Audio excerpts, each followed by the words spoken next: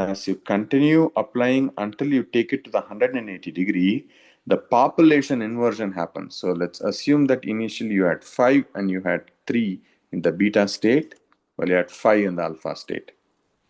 When you apply the 90-degree pulse, these go to 4:4, meaning that population equalization happens, resulting in no longitudinal magnetization with a phase coherence generated by the pulse. But as you continue to apply the pulse, once you reach 180 degrees, the population continues to increase in beta and reduce in alpha, where the population inversion happens and the random phase gets introduced. There is nothing in the transverse plane when you had applied a 180-degree pulse. This is very crucial to understand because the pulse continues to act in a way where the spins end up trying to get together in the direction, or rather to the orthogonal direction that you applied. If you are applying a Y phase pulse, the coherence gets generated along the X phase. But there is a point at which the coherence is maximum, and after that it starts to dephase, and the populations continue to keep changing. You remember it was a 5:3. After the 90-degree pulse, it becomes a 4:4, and after some point, it becomes a 3:5. This is important to note because then your entire magnetization can be effectively inverted, resulting in the entire magnetization along the minus Z axis. Did that make sense to people who are listening? Yes, sir. Okay, so this is a very important aspect to understand, and more importantly, understand that once you had applied a 180-degree pulse, no precession happens. If you see, the MXY component remains in 0. Of course, assuming that you have applied an ideal 180-degree pulse where there are no mistakes in the pulse imperfections. Remember, yesterday we were talking about off resonance effects, meaning that if your capital omega is not 0, then the flip angle might change. Those kind of effects are higher for the 180-degree pulse than for the 90-degree pulse. Okay, anyway, I'll show that in a moment, or maybe in the later classes. Now, let's try to understand relaxation, because what I wanted you guys to do here is to include relaxation. Now, I just included transverse relaxation. You see, nothing still happens to the vector. It is still pointing along the minus Z axis, and it is not changing as a function of time, largely because I only introduced the transverse relaxation component, which does not affect the longitudinal relaxation. This is an extremely important concept for you guys to understand and accept. These two mechanisms are kind of different from one another. The loss of phase coherence and the recovery of polarization are two different mechanisms. Now, if I introduce the T1 relaxation a bit, you would slowly see the length of the vector reduces, goes to 0, and then comes back up. And slowly it will reach thermal equilibrium. Okay, so maybe I'll repeat the same simulation again. Let's go back to thermal equilibrium. This time, let's also show the Z component on the top right part of the graph. I'm not going to zoom into it because if I zoom in, it's going to be trouble. I hope you're able to see my pointer. I want you to take a look at this portion of the screen. And if you see here, the red component is the transverse component and the gray component is the longitudinal component. So we are at equilibrium. The longitudinal component is positive and maximum, and there is nothing in the red component, basically that is 0. So now what we are going to do, let's repeat the task of understanding relaxation for the 180-degree pulse, where I'm going to hit 180-degree pulse. And what's happening is that you don't have anything along the XY, but the Z that got inverted slowly recovers over a period of time. Since it also follows first order rate kinetics, to reach something like thermal equilibrium will take almost infinite time. Remember, it's an exponential recovery, e power x type of a function. So it slowly reaches, not e power x, it's 1 minus e power minus x type of a function, where e power minus x slowly dies to 0. So 1 minus e power minus x slowly recovers back to 1. Okay? And now what we can try to see is the same process. We have established equilibrium by pushing the button equilibrium. I'm going to apply the 90-degree pulse. I request your attention to be on the top right corner of the screen where I request you to take a look at the Z component, which is going to go to 0, and the X component, or rather the XY component, that's going to keep oscillating. They are also plotting the mod XY component. The mod XY component is nothing but the sum of squares and their square root. So mod mxy is square root of sum of squares of the transverse components. So I request you to take a look at this because this will give you an idea of relaxation of T2. I request you to also pay attention for the MZ. We'll repeat the simulation several times. MZ gives you an idea of the longitudinal magnetization. The MX component will give you the idea of oscillations. So mx is oscillations. mx mod mxy is going to be decay, which when you do a point-by-point multiplication, you'll get a free induction decay. On the other hand, the z component is going to start from maximum, go to 0 of the 90-degree pulse, and slowly recover back as the transverse relaxation dies down. Of course, the transverse relaxation dies before the full recovery of longitudinal magnetization. So shall we repeat the experiment? Yes, sir. Okay, thank you. So equilibrium. Let's also show the mz component. We'll take the torque off just to make life easy. Relaxation, let's keep it at certain value and let's put it like this so that the effects are marked so that you can see it nicely. I'm going to start with a 90-degree pulse. Focus on the top right corner of the screen, please. Applied the pulse. The Z gray component went to 0 and is recovering.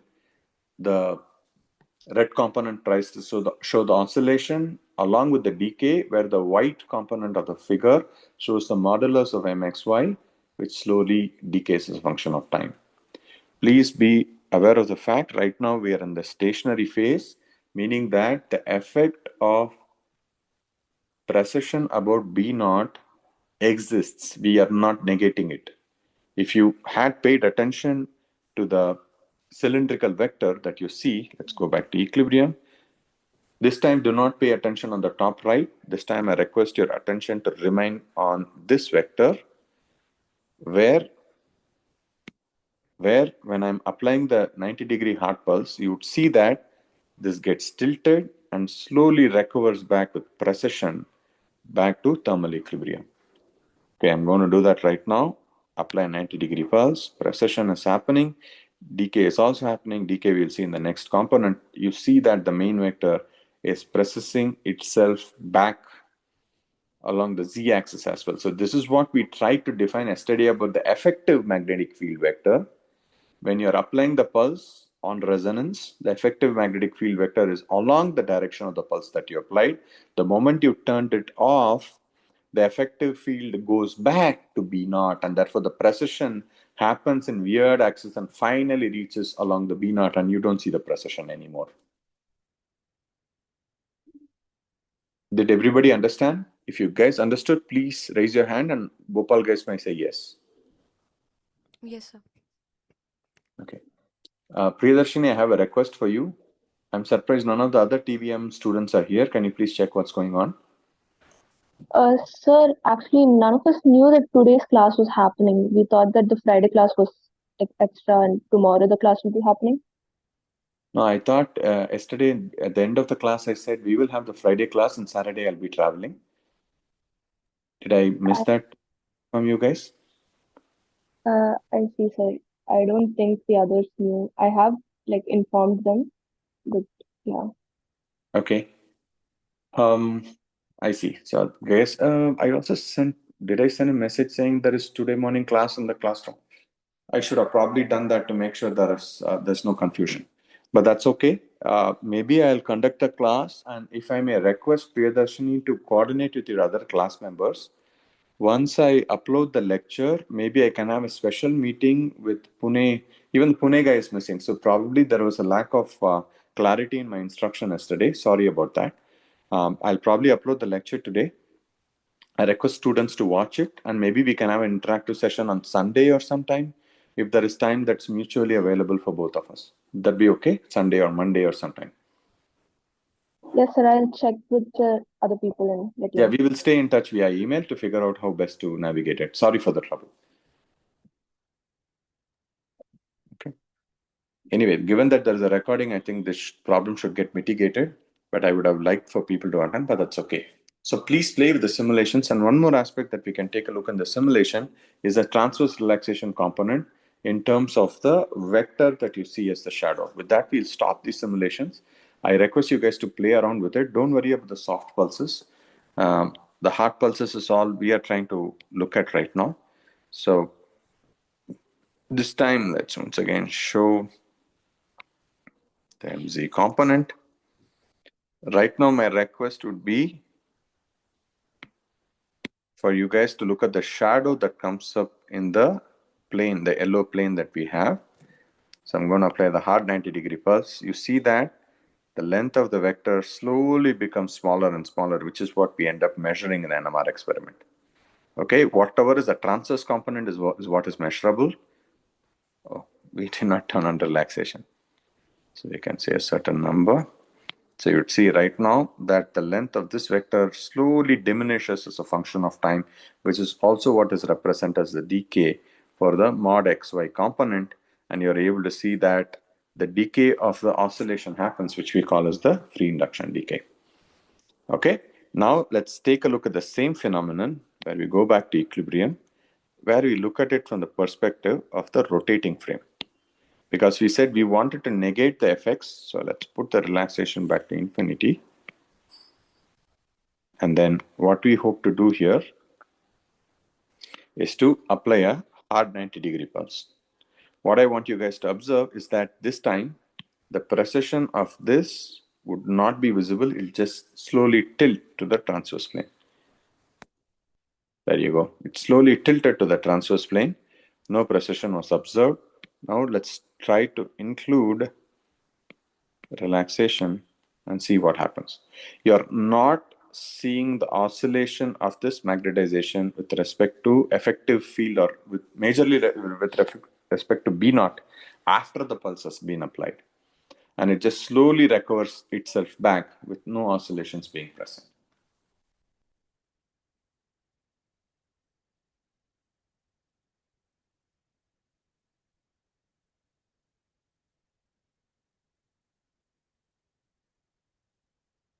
Okay, I hope that was helpful. Let's repeat again. Let's go here. I'm going to apply a 90-degree pulse, no oscillation with respect to B naught. Now you see the precession with respect to B naught is lost, not because it doesn't exist, because we are in the rotating frame. Let's go to stationary frame. You slowly start to see the oscillations. Okay, so the whole purpose we go to the rotating frame is to negate the purpose of or to negate the effect of precession about B naught so that the visualization of the magnetization is easier. And what I want you guys to also look at is the MXY component, MXY, MX, and the MZ component, each of which has information on how the longitudinal recovery happens and the transverse relaxation happens and what do we measure. And of course, including relaxation makes you understand what happens, how long does the magnetization take to come back. I think I've covered most of the aspects here. If you want, we can review some of it so as to make sure we are comfortable. So what we have been going through in the past few classes is that after having accepted there is a magnetization that is present, we are now trying to ask if you want to extract information from it, you have to disturb it. And how do you disturb it? By applying a radio frequency pulse. And therefore, we are trying to say, let's say we apply the radio frequency pulse in the transverse plane with an angle phi with respect to x, a phase angle phi with respect to x, then how does the magnetization change? Of course, in this picture, I'm not shown the delta B naught because we were just initially trying to understand the BRF component and its projections along the XY axis. In this figure, all these XYZ are still in lab frame. Then we go to something called a rotating frame, where the entire Cartesian coordinate system rotates about the z-axis at a frequency omega RF. And why is this being done? This helps you, not omega RF, it precesses with respect to omega. What we try to do is that the rotating frame is set to the frequency of omega RF, which is what we are trying to visualize. And what is omega RF? Omega RF is the angular frequency at which your RF pulse oscillates. This is the RF disturbance perturbation that you give, amplitude followed by oscillation along a certain axis and a phase angle with respect to it. The phase angle allows you to change the direction of application of the pulse. And importantly, we realize that the linearly polarized light is decomposed into two circularly polarized light components. And we said that one of the components has lesser contribution and one main component contributes to the disturbance. And this is the component we took up. And we said, therefore, when we go to the rotating frame that is matched to omega RF, what ends up happening is that based on the mismatch between the omega RF to omega naught, an offset gets set up. The offset results in a small delta B naught that is still pointing along the B naught. On resonance, there'll be nothing, but off resonance, you could have a positive delta B naught or a negative delta B naught. This representation drawn here shows a positive delta B naught and an RF pulse that's applied with an amplitude B1, and therefore an effective vector between these two vectors would come up B effective. Okay?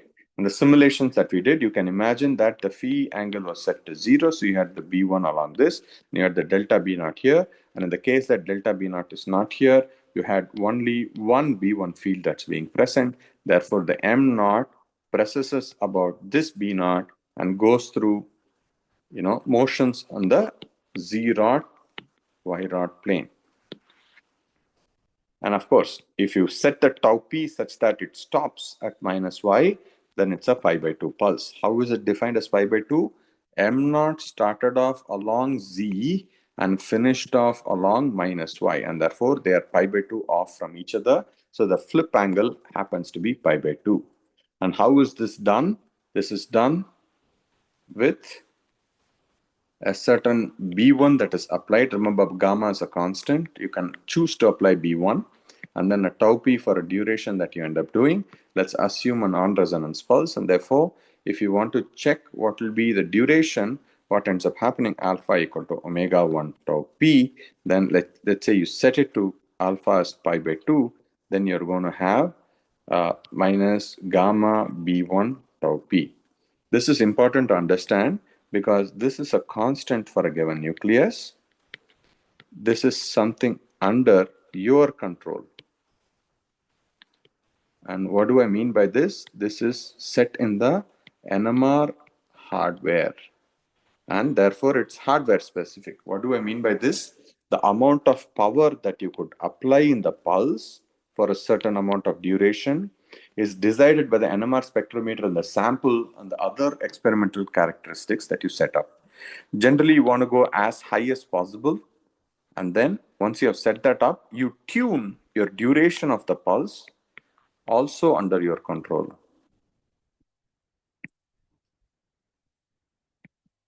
Since this is a variable that gets decided by the spectrometer and the sample, you play with the tau p in order to achieve a pi by 2 pulse. And how do you end up optimizing for it? You'll try to optimize the pulse at 90 degrees, 180 degrees, 270 degrees, 360 degrees. And you can ask, when does the 360-degree crossing happening?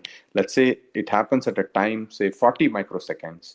Then you divide this 40 microseconds by 4, you get 10 microseconds, and you set the tau p based on such an oscillation. Did that make sense? If people understood, please let me know. Yes, sir. Priyadarshini, is that okay? Yes, sir. Okay. Now, in addition to that, there is also a tip angle, which is the angle subtended by the effective magnetic field with respect to B naught. And this is important to understand because as far as theta is away from B naught, then the precession will be dominated by not delta B naught, but by the vector itself.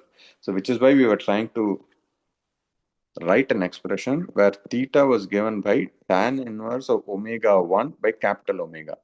Recollect, omega 1 is minus gamma B1. Once again, you have the power of setting B1. Therefore, you want to set B1 as high as possible for the given spectrometer, of course, without burning the probe or causing any problem with the hardware. And then you want to keep as small an offset as possible so as to make sure the tan inverse of a large number allows for the pulse to be along wherever you applied it to be. Let's give some numbers and understand here. We were taking an example of ethanol where we had 3 resonances. We assumed this was around 1 ppm. We assumed this was around 3 ppm. And then the hydroxyl is at 5 ppm. And let's take 500 megahertz instrument for an example. So 1 ppm would correspond to 500 hertz.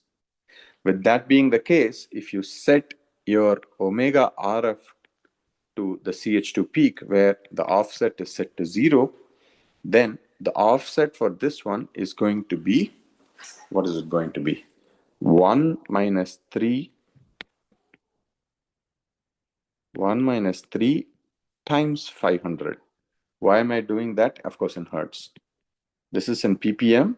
You're taking a difference between omega naught of this to the omega RF that is applied, which results in something like minus 1000 hertz. And similarly, if you end up taking it for this one, where you're going to have 5 minus 3 times 500, which is going to be plus 1000 hertz. This just happens to be the case where nicely numbers match out. Or we can just switch it where you say 4 ppm, and you say 4 ppm, then this is going to be 500 hertz. Just for the sake, I mean, if you know these values, therefore you can calculate the offset is the long and short message of this. Okay? And as I've been repeatedly telling you guys, NMR uses magnetic fields in units that are not generally what physicists would use. The B1 is generally in Tesla, but you realize that there is an equal corresponding megahertz with respect to it, rather hertz that's respective to it. How do we get it? We generally talk about gamma B1, gamma of that nucleus to B1. So therefore, you multiply radian per Tesla per second, and this gets cancelled. You get radian per second, which you convert it to hertz.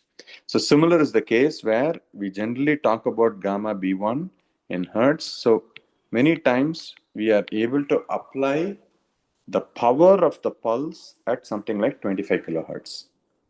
How do we get to this number? I'll tell you a little later, but for now, take this for granted. And therefore, what ends up happening? You want the theta to be calculated for, let's calculate the theta for each one of this. Let's calculate the theta for the CH2, meaning the tip angle of the effective magnetic field with respect to z-axis is going to be what? It's going to be 25,000 divided by 0. You're able to see that is pi by 2 because we kept it on resonance. Now, if you see the same thing for CH3, it's going to be tan inverse of 25,000 divided by 1,000. So can somebody help me check what is tan inverse of 25? Let me check. Any of you can check, I'll be happy. Tan inverse of. Okay, good.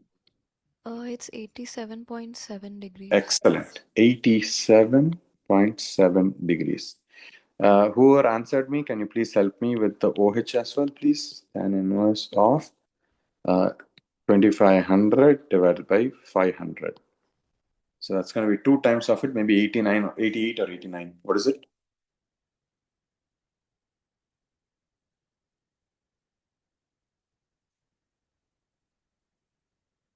It's 88.8. Yeah. So what you guys are able to understand and appreciate, beta, okay, I have to be careful here. This is a negative offset. But remember, tan inverse of -1 will still be the same, right? And therefore, this is positive here. Okay, I didn't write it because of laziness. but you're able to see what's happening. The tip angle is being present for both of them. and you're able to realize that the theta is different, and therefore the sign of this theta is going to be different, in which case alpha is therefore going to be quite different from whatever you end up achieving, right? Because alpha is the flip angle, which is given by omega 1 tau p times, divided by sine theta. Okay, right now on resonance, omega 1 tau p is what we are trying to decide, because theta, once it goes to 90, this part becomes 1. So you have alpha on resonance is omega 1 tau p. And omega 1 is set to something like 25 kilohertz. And now then your question will be, if this is set to 25 kilohertz, what is tau p? You would realize that for a tau p of 10 microseconds, these are numbers I picked up for convenience. The way you calculate bandwidth, which is often referred to as B1, for a rectangular shaped pulse is going to be given by 1 over 4 times tau p. Okay, so this is how B1 comes up. B1 is 1 over 4 times 10 microseconds.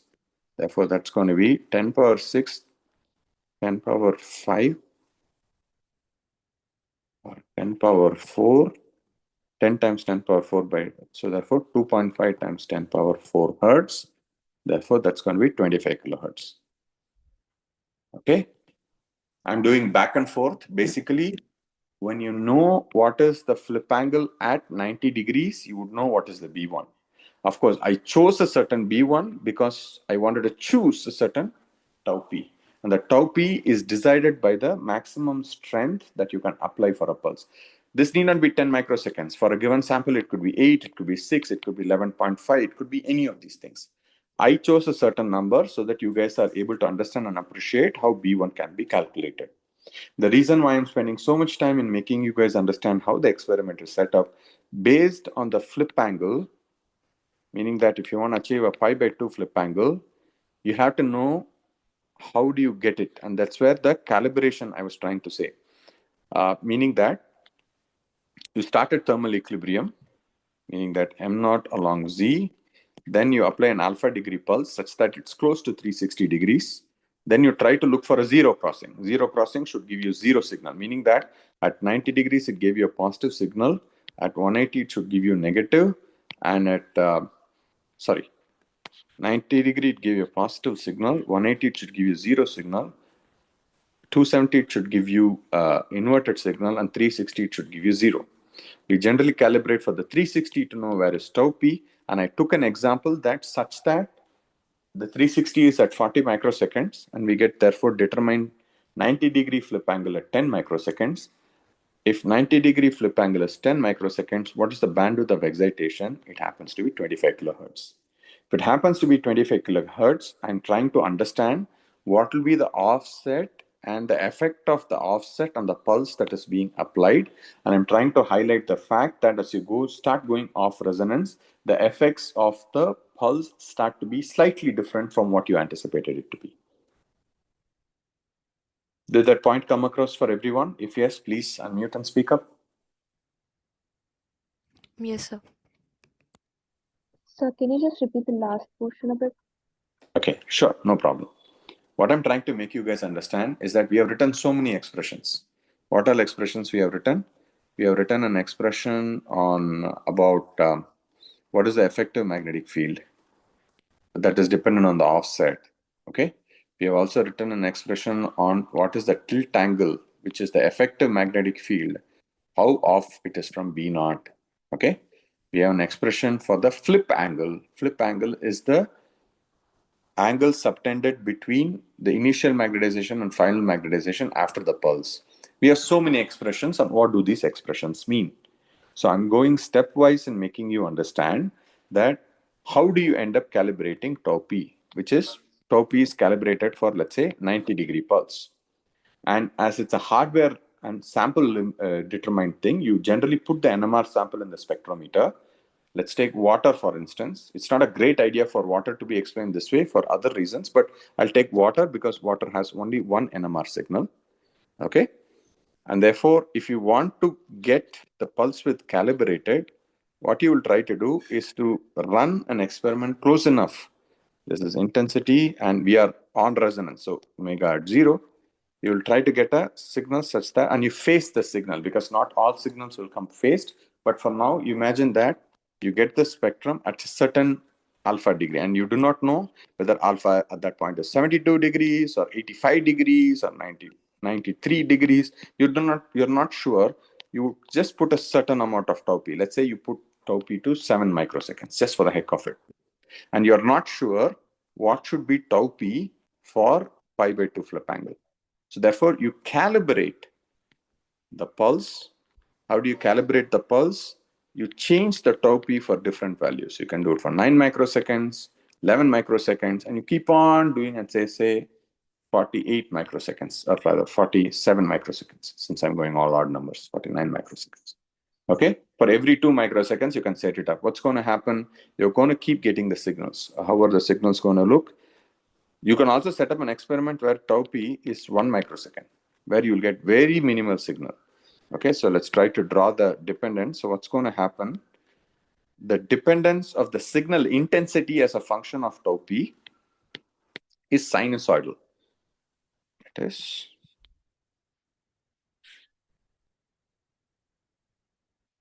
when you start at 0 degrees, you're plotting intensity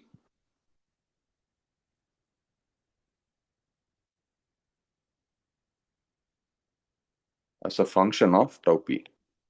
When tau p is 0, you get nothing. When tau p is equal to pi by 2, you'll get maximum. When tau p is pi, you will get minimum. When tau p is 3 pi by 2, you get minima, the minus 1 value. Tau p is 2 pi, you get 0 value. Okay, so generally you will not know where to stop. You'll go farther, then you realize, zero crossing happens here. If my 360 degrees is at a certain value, the 90 degrees can be determined by dividing it by 4. Okay, so you might have arrayed all this. You will get some value for your sample. It could be 36 microseconds, it could be 34 microseconds, it could be 33.5 microseconds. You get whichever value, you divide it by 4, you get a 90-degree flip angle. And for our conversation, I am trying to say, let's assume a simple number where the flip angle came as 10 microseconds. Does that make sense, Priyadarshini? Yes. So, okay, if you assume that tau p is 10 microseconds, we are asking what is the magnitude of B1. It's calculated by something called a time bandwidth product, but for a rectangular pulse, it's 1/4 times tau p. Since you calculated tau p as 10 microseconds, you plug it in there, then you're able to figure out the B1 happens to be 25 kilohertz. Make sense thus far?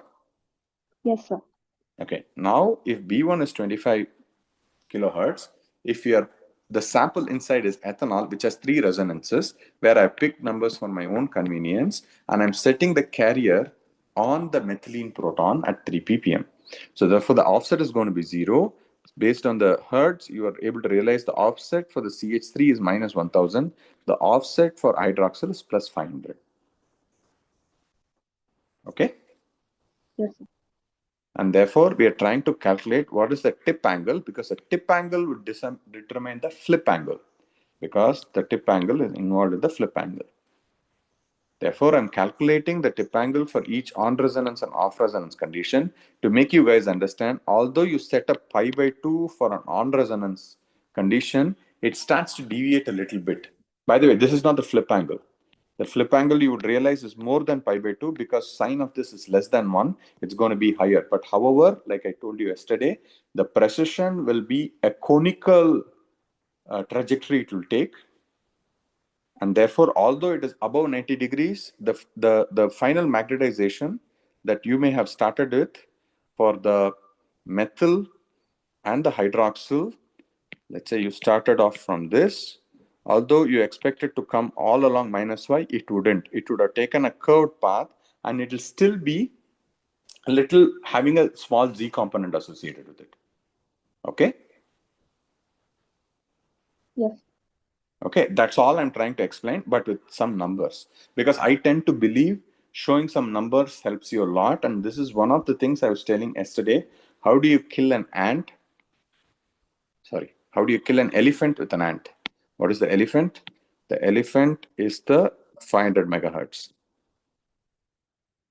And how do you kill the elephant with an ant? Because you set omega RF to 500 megahertz, close enough to that. 500 plus 3 ppm plus 500 plus 3 times 500 hertz.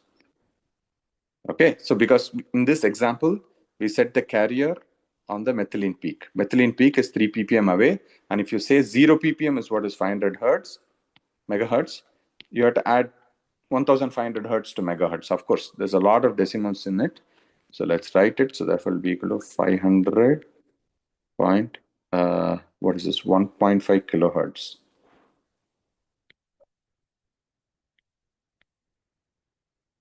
So you would set your omega RF as this. Okay? You set your omega RF as this. You realize because it's set to CH2, CH3 and OH becomes off resonance for it. And then we looked at their effects of how do they end up transpiring.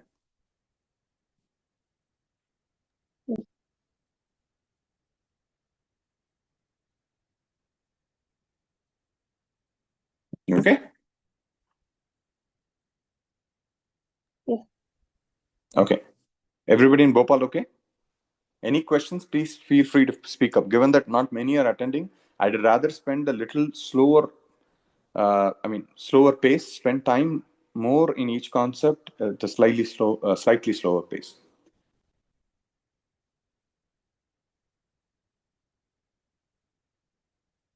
Everybody comfortable? Yes, sir. Okay. All right. So with that being the case, and how do the other components start to come in? Okay. The signal, we were talking about this yesterday, mxy by mx, the rate of change of mx is a function of time. Decay is in first order rate kinetics, which is why you saw overall decay that's going to be present. And this is going to be also having a decay. Of course, these are actually connected. I should not write it as mx or my. They have a complex dependence at course, but for now, this will suffice. And this is the recovery of the longitudinal component. Now, the next step that we need to do is to put the entire expression together. So for this, I'm going to take the help of the textbook. The textbook opens properly.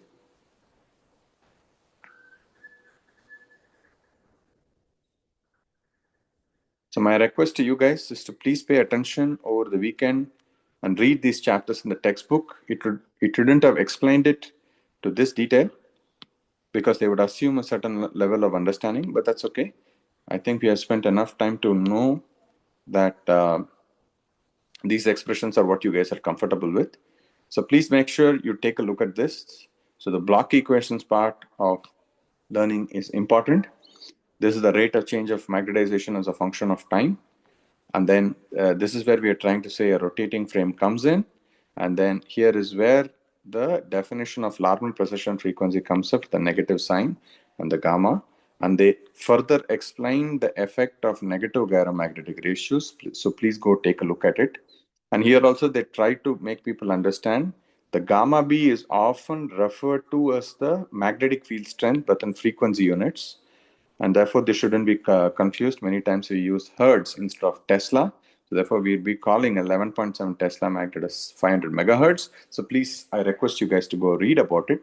Here is where whatever I explained in terms of carrier frequency and dividing the linear component into composed into two circularly polarized fields is explained, and the effect of the other part is also given here, and we only end up taking one component to study what happens.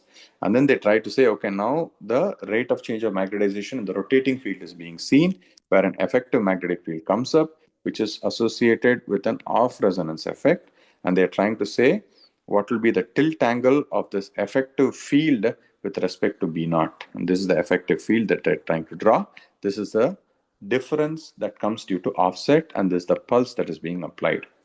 And therefore, they're also trying to show what is a flip angle and how to determine it, which is what we spent the entire class discussing today. So now what happens is that I hope this is why I told if you understand precision, a lot of your understanding becomes clear, is because if you know where is the effective B and if you know where is the magnetization at any point of time, the magnetization ends up precessing about an effective magnetic field. Okay, the motion keeps on happening this way. This is why I try to embed the motion of the quantum spins to start with. And that's the same motion even in the classical part, but of course here you're looking at the bulk magnetization processing.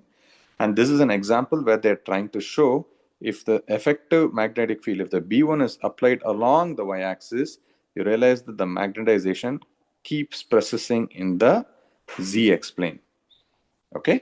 And please recollect the fact at this point of time, all these are rotating frame, rotated about the Z-axis in omega RF. Okay? All right. And now what is the next task that is left for us? Of course, this is what I drew one of the times I was teaching. When you do end up doing a 90-degree pulse, you would have the blue transition that happens, meaning that you start from 0 after the pulse. And when you have something like the 180-degree pulse, you're going to have the recovery that happens from minus m naught to plus m naught. So please do the simulations to see the gray part of the curve, which will help you understand this better. Now, these are the first order rate kinetics I was trying to refer to, which when you integrate, you will get A equal to A naught times e power minus kt, the same type of an expression, A naught, m naught times e power minus r2t, which decays as a function of time. So therefore, in the next class, what we'll end up doing is to look at these expressions, go to the rotating frame, and write the block matrix. Okay, I'll probably give you some lectures to Sir, watch. Yes. so the national anthem is Nantam, please go ahead and we finish the class with this. Thank you so much. We'll try to meet on Tuesday or some other day that we discuss in the classroom. Thanks.